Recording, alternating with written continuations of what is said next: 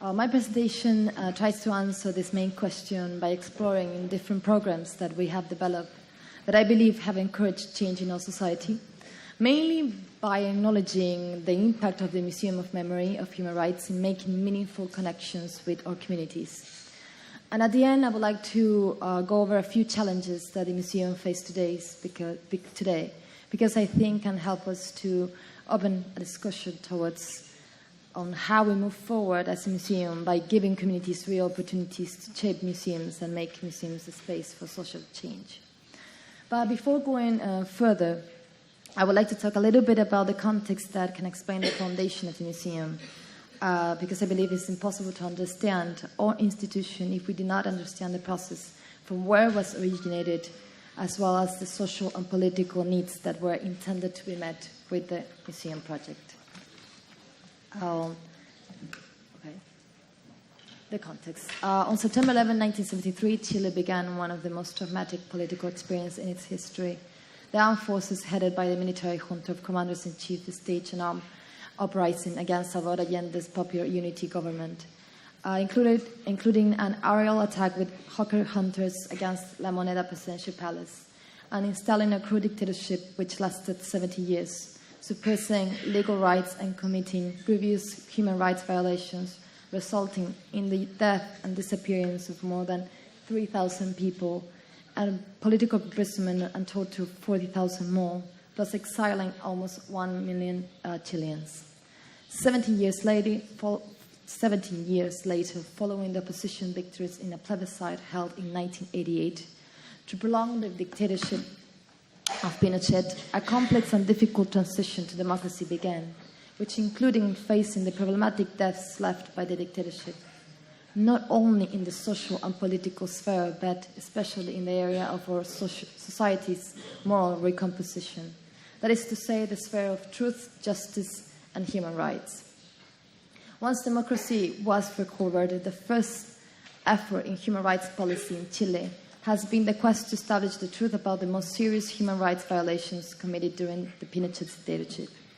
In order to accomplish this quest, 2 commissions of truth were established, with people with high levels of credibility that were able to prove that the violation of human rights were organized and executed by state agents, violations that were massive, systematic, and executed by the highest levels of the government at the time.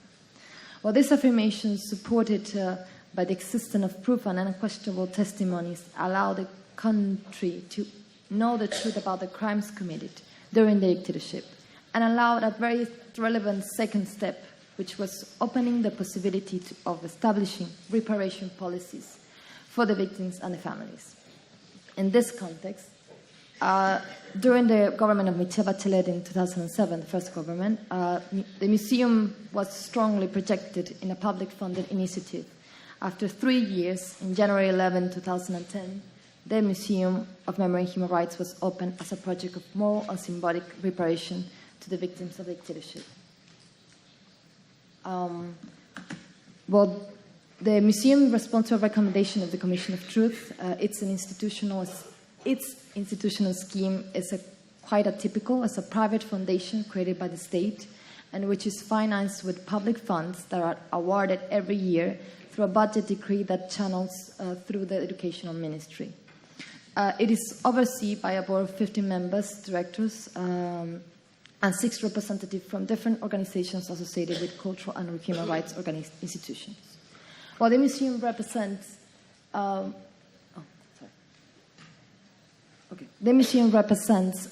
culmination of this effort to engage memorialization, and is the most important public mechanism of symbolic reparation for the victims. Its mission is to increase awareness of the systematic human rights violations committed by the Chilean government between 1973 and 1990, and the importance of human rights 1990, and to generate an ethical reflection on memory, solidarity, and the importance of human rights to ensure that acts that affect the dignity of human beings are never again, nunca más, repeated. Through these years, we have become a museum with high numbers of visitors. We have an average of 150,000 people coming to the museum every year, and through our audience study department, we have been able to understand who they are. We have a very young audience, 59% are high school students, and the second sector following is around 20 to 29 years old.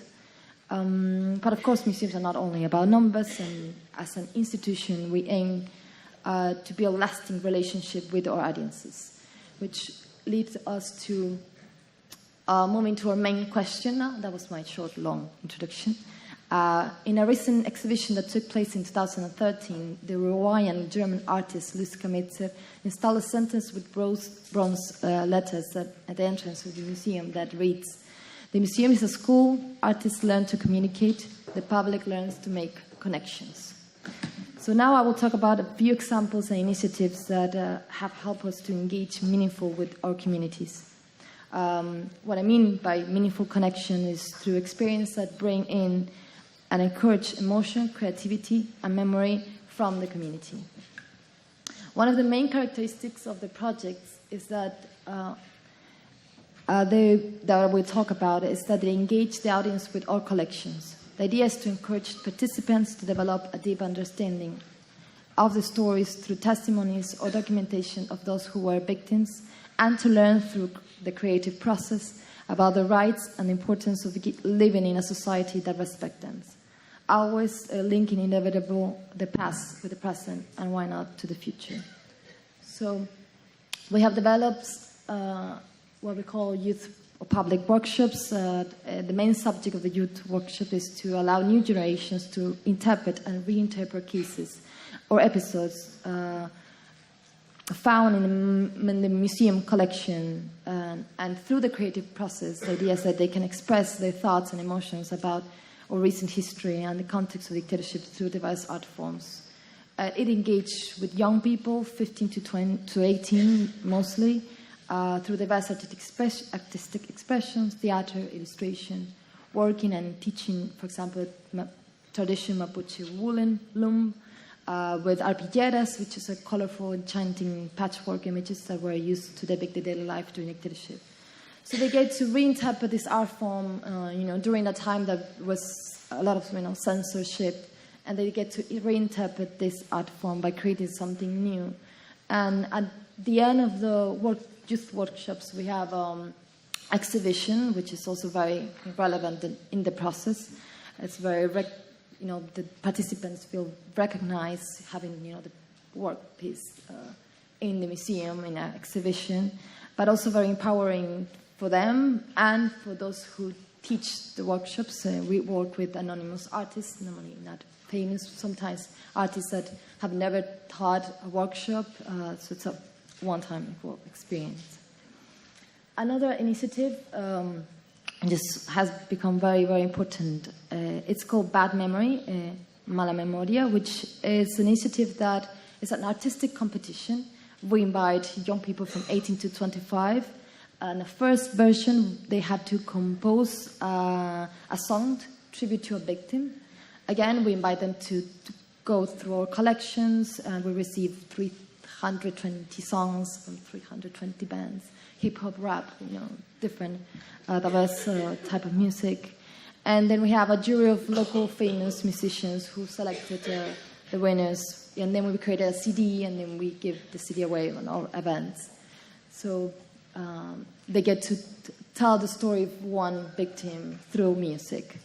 Then we have a second version, which was the same idea, but we work with illustrators, young illustrators. We received 120 illustrations, and they had to base the illustration in an episode of the dictatorship, a specific case, and specify the source of information. Of course, again, we invited to look into our collections. And then we made a platform which online audiences could vote for the best illustration. And then the 20 best illustrations were part of an exhibition, temporary exhibition in the museum. This next initiative was the first time that the museum worked with the neighborhood that we our place, which is called Yungay neighborhood. And what we did is that we made a research and a publication that made a memorial sites network. We selected 6 memorial sites around the museum, and we made a network among them. We invited the community to talk about, well, for example, next door neighbors of a specific, for example, building, what they knew about the building, and we collected testimonies, and we made a map in which people can also visit the museum, but also visit the memorial sites. As for example, there's a wall, a mural that it's where a person was executed, etc. And so people connect with the memory held in the neighborhood and in the city, not only with the information that is held in the museum. Which was what, well, this was a very challenging experience. And this is one of my favorite initiatives. It's called Memories of Exile. As I said before, well, we aim to engage with national but also international audience. This project called Memory of Exiles, who was part of our year project of 2014. It's a research in which the museum debated and discussed about the issues of exiles, gathering testimonies of people who left the country, were forced to leave the country during dictatorship, but also trying to also discuss about the reasons of why some of them came back, the experience of coming back to Chile after the dictatorship, after the exile, but also to discuss and talk and gather testimonies of those who never came back to Chile and still live abroad. And this was a very, very important project because this is not a subject that has been researched much before. And also, we created a platform, which is what is interesting, which allowed people from exile, that is exile outside of Chile, to write down testimonies, so to upload a video or photographs. And through that, I don't know how you do through that map, each person who records a testimony, it's linked to a map, so it creates a network. And this has allowed exiled Chileans to connect to the museum, but also to connect with the Chilean society and to connect to each other in terms that has helped for them to also to organize in their, now homes, France or England, whatever they had to leave the country. So it was a very, very important experience during that year.